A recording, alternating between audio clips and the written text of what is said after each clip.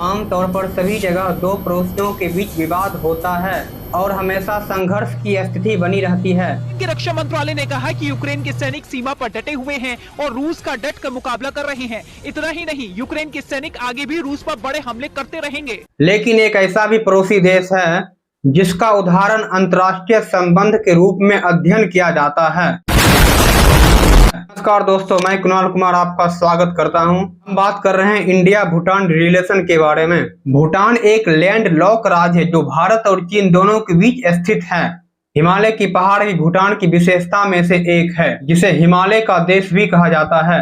भारत राज्य जो भूटान के साथ क्षेत्रीय सीमा साझा करता है, अरुणाचल प्रदेश, असम, सिक्किम और पश्चिम बंगाल है। सीमा की कुल लंबाई 699 किलोमीटर है। मानव राष्ट्रीय उद्यान असम दोनों देश के बीच साझा की जाने वाली एक महत्वपूर्ण पारिस्थितिकी संपत्ति है। Areas of relationship Indo Bhutan.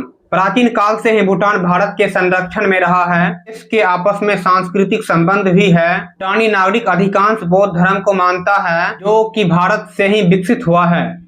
कई भूटानी नागरिक भारत में विभिन्न बौद्ध स्थलों का दौरा करते हैं। भारत सरकार स्वदेशी दर्शन योजना के माध्यम से भारत उन भूटानी नागरिकों के लिए एक लोकप्रिय गंतव्य या स्थान है जो भारत में अध्ययन या काम करने के इरादे से आते हैं। लगभग 60,000 भारतीय भूटान में रहते हैं। अधिकांश जल विद्युत ऊर्जा निर्माण, सड़क निर्माण में कार्यरत है। इसके अलावा 8 से 10,000 मजदूर भूटान के आसपास के शहरों में काम के लिए प्रतिदिन आते जाते रहते हैं। ने स्वतंत्रता के बाद 1949 में भूटान के साथ एक नए समझौते पर हस्ताक्षर किया, जिसे भारत भूटान मैत्री या सहयोग संधि कहा जाता है। इस संधि के अनुसार भारत भूटान के आंतरिक मामले में हस्तक्षेप नहीं करेंगे, लेकिन भूटान हथियार या गोला बारूद का आयात नहीं करेंगे दूसरे देश से। आर्टिकल 2 के तहत भूटान के विदेश नीति से संबंधित मामले भारत देखेंगे। Economic corporation and development assist दोनों देश के बीच लगभग 4500 करोड़ रुपया का व्यापारिक लेन देन होता है।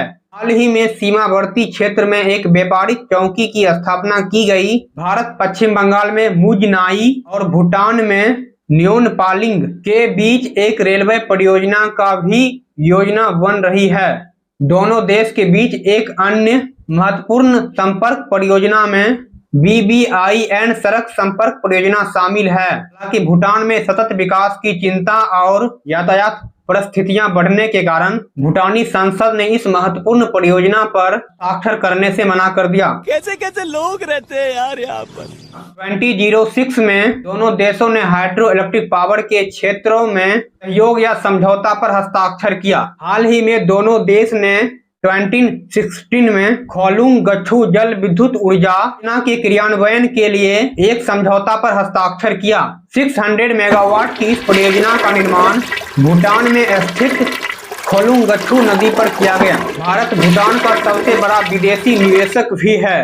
2018 के अंत तक ने 73 परियोजनाओं को क्रियान्वित किया। जहाँ तक अन्य विकास सहायता का संबंध है, भारत ने 1961 में भूटान की संपूर्ण प्रथम पंचवर्षीय योजना को वित्तीय पोषित किया था और वर्तमान में 2018 से 2023 के अवधि के लिए भूटान की 12 पंचवर्षीय योजना के लिए 4500 करोड़ रुपया की सहायता प्रदान किया।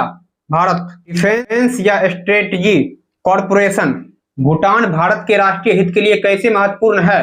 सबसे पहले दोनों देश के बीच की सीमा वन या पर्वतीय क्षेत्र होने के कारण पूर्वोत्तर उग्रवादी समूह को भूटान जाने के लिए एक आसान मार्ग प्रदान होता है, जिसके कारण उग्रवादी समूह भूटान जाके शरण ले लेते थे। United Liberation Front of Assam, National Democratic Front of Bodoland, Kamtapur Liberation Organisation जैसे असम के विद्रोही समूह जड़ से उखाड़ फेंकने के लिए भूटान में वर्ष 2003 से 2004 में ऑपरेशन ऑफ क्लियर चलाया गया, जिसमें 30 से अधिक उग्रवादी शिविरों को नष्ट किया गया और 650 से अधिक आतंकवादी मारे गए। 2017 में चीन द्वारा डोकलाम विवाद सामने आया। और भारत के बीच डोकलाम विवाद के चलते 2 महीने से भी ज्यादा वक्त तक गतिरोध बना हुआ था। कोई भी टस से मस नहीं हो रहा था।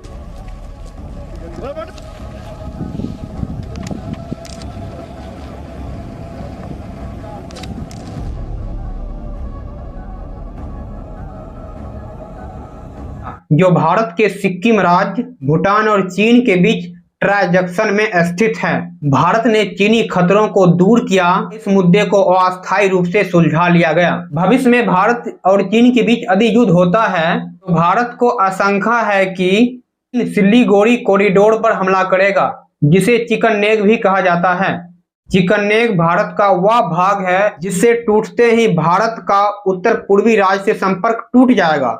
भूटान भारत का एकमात्र ऐसा पड़ोसी राष्ट्र है जिसके ना तो चीन के साथ राजनीतिक संबंध है और ना ही यह उसके वन बेल्ट वन रोड परियोजना का हिस्सा है।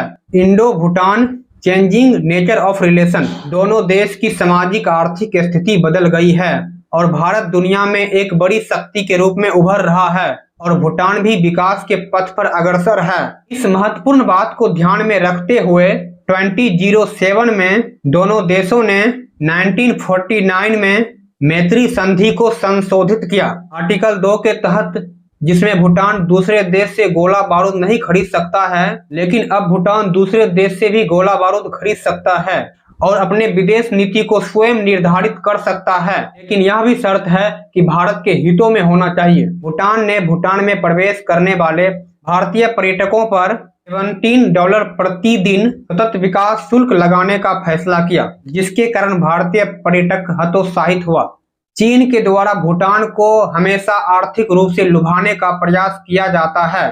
कुछ भूटानी राजनेता है जो कि चीन के बहकावे में भी रहता है, लेकिन जो भी हो, चीनी विस्तार की कोई सीमा नहीं है और भारत को अपनी प्रबल शक्ति के साथ हर कीमत पर भूटान की रक्षा करनी चाहिए।